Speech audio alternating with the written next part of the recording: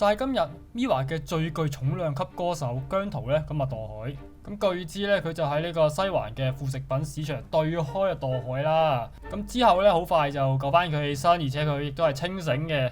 而且佢嘅經理人花姐亦都好快喺 IG 嗰度出咗個 story，咁就話我自己又冇事啊啦，只係唔小心嘅啫。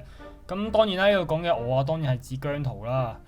咁而眾多嘅報道啦，其實都係報即係姜濤就咁墮海，冇乜特別嘅。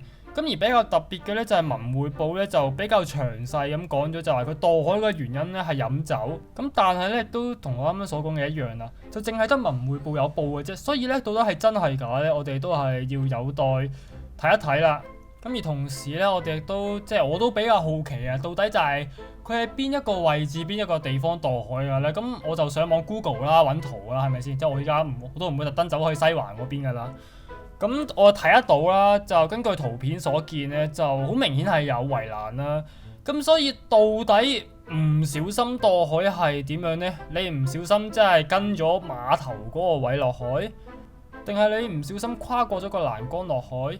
咁但係唔理點都好，即係有冇可能唔小心呢？我就覺得有啲難啦。如果根據翻個地理位置嚟講，唯一可能呢，就係其實個碼頭有一個位呢，好明顯係斜路可以落海嘅。咁但係嗰個位唔小心就我唔知點樣唔小心啦。咁但係唔理點都好啦，今次條片都嚟到呢度噶啦。如果點樣想講，歡迎下面留言 comment。如果中意片嘅歡迎 like、subscribe、share。我係米哥，我哋下條片見，拜拜。